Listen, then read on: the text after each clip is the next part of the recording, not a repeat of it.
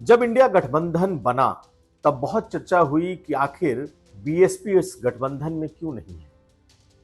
और Samajwadi party, Congress party, RLD ये तमाम तो इस गठबंधन में थे, लेकिन बीएसपी ने अपना एक स्टैंड बड़ा साफ रखा कि वो बिल्कुल अकेले चुनाव लड़ेगी और सभी 5 राज्यों में वो अकेले चुनाव में जाएगी। समाजवादी पार्टी एक राज्य में चुनाव लड़ी, आरएलडी दूसरे राज्य में चुनाव लड़ी, लेकिन बीएसपी सभी 3 राज्यों में चुनाव लड़ी।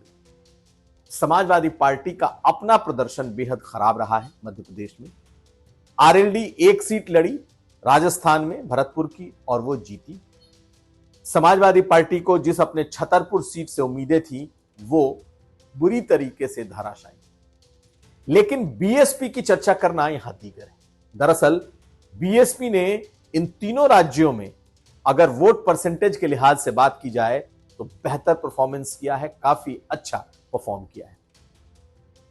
इसके पीछे की एक और वजह है, इस बार मायावती ने सभाएं भी की, लेकिन अपने भतीजे आकाश आनंद को 2 राज्यों की कमान सौंपी थी, एक मध्य प्रदेश और दूसरा राजस्थान। राजस्थान में बसपा 2 सीटें जीतती दिखाई दे रही है अब तक, जब तक रुझान और नतीजे आ रहे हैं। वहीं एक सीट मध्य प्रदेश में भी बीएसपी जीतती दिख रही है। कई सीटों पर वो नंबर 2 है इन दोनों राज्यों में। इसके अलावा उसने छत्तीसगढ़ में भी अच्छा परफॉर्मेंस किया है।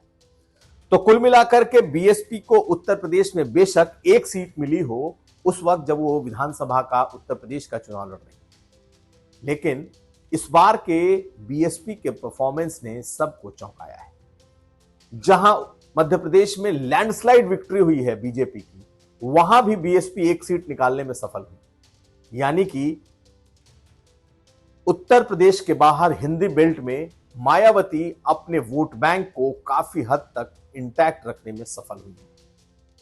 उन्होंने अपनी जो विरासत एक तरीके से जो धीरे धीरे वो सौंप रही हैं आकाश आनंद को, वो भी वर्क करता दिखाई दे रहा है। यानी कि उसमें भी दम है।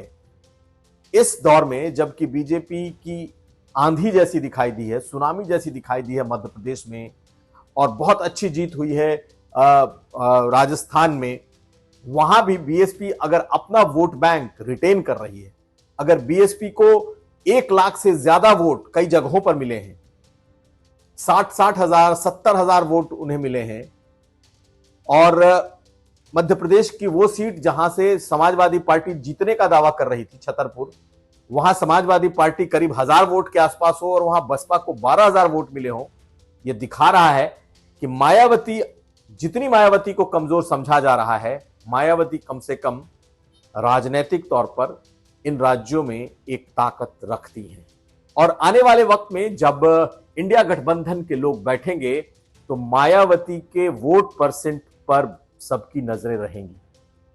अखिलेश यादव मध्य प्रदेश में लड़े लेकिन कुछ नहीं कर पाए। अब उनके पार्टी के लोग कांग्रेस पार्टी को निशाना बना रहे हैं कि उन्होंने सीटें नहीं दी, उन्होंने उनके नेता अखिलेश यादव के प्रति आपत्तिजनक शब्दों का इस्तेमाल किया। लेकिन मायावती पूरे चुनाव में चुप रही। एक ही लाइन रखा उन्होंने कि वो अकेले लड़ेंगी, और अकेले लड़के उन्होंने इतना तो दिखा दिया कि इन राज्यों में उनकी प्रेजेंस को, उनकी भूमिका को और उनके वोट बैंक को इनकार नहीं किया जा सकता है। और अब जबकि इन तीनों राज्यों में बीजेपी की बड़ी जीत हुई है और कांग्रेस पार्टी ने इंडिया गठबंधन के विपक्षी नेताओं को बुलाया है, नजर यह रहेगी कि क्या कांग्रेस का बीएसपी के साथ कोई रिश्ता बनाने की कोशिश होगी। क्या बीजेपी के खिलाफ मायावती किसी बड़े रोल में आएंगी, इस पर नजर रहेगी। और नजर इसलिए रहेगी क्योंकि इस सुनामी में भी बीएसपी ने अपनी छाप छोड़ी है, और इस सुनामी के बीच बीएसपी ने जिसे इन राज्यों का जिम्मा दिया, यानी कि आकाश आनंद को, अपने भतीजे को, वो परफॉर्म करता दिखाई दे रहा है।